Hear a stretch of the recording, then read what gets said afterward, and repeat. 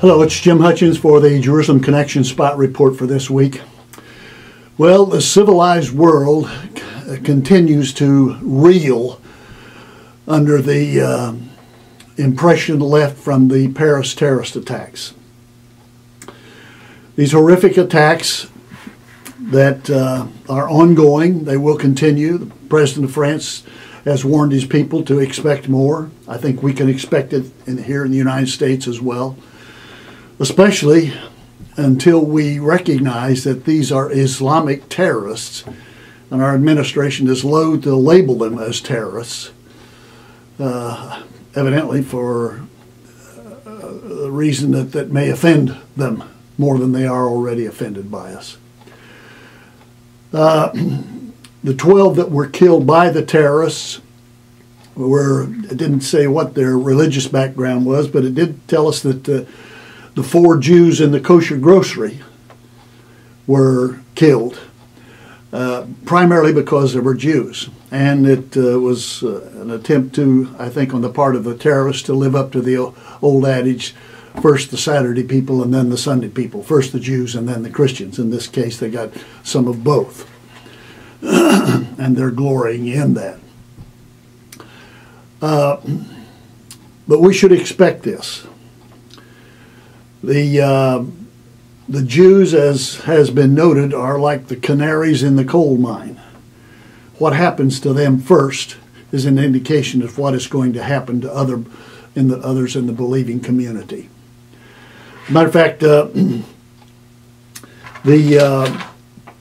non-denominational relief organization Open Doors on last Wednesday published an annual World Watch, a list of 50 countries around the world where Christians face the most persecution. And they noted the group estimates that some 100 million Christians globally are persecuted for their faith. Persecuted for their faith. This is especially true in the Middle East, where only in Israel does the Christian population grow and thrive. It went on to say, after North Korea, most of the persecution is happening in the Middle East, where violent jihadism has been on the rise, putting the local Christian populations under increasing pressure. Iran rose to 7th place on the list over the past year. Unlike other Muslim countries in the region, in Iran, persecution of Christians is government-sanctioned. Government-sanctioned persecution of Christians in Iran.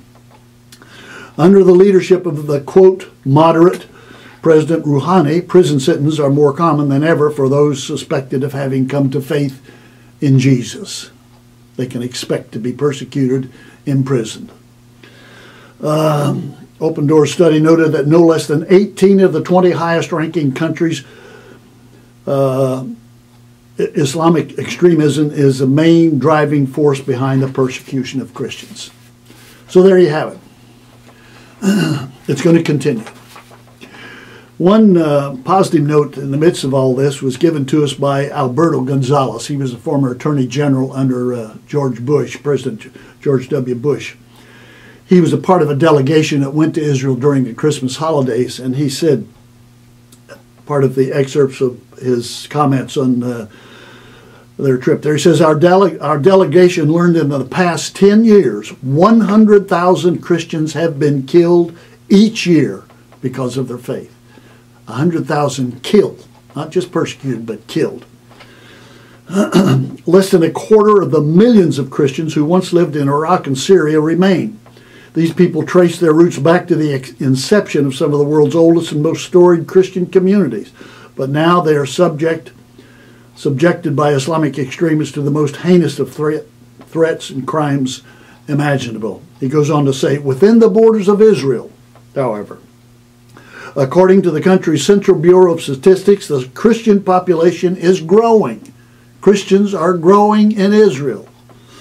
Israel provides Christians with security, freedom of worship, excellent education, employment, health care, and other rights and opportunities beyond what is available in most Muslim countries. One of the safest places, Attorney General Gonzales says, one of the safest places for Christians in the Middle East today is Israel. You might expect that. He said in closing, "I cannot help but feel grateful that my Christianity has never made me a target of persecution in my own home, which is more than many Christians in other Middle Eastern Muslim nations can say."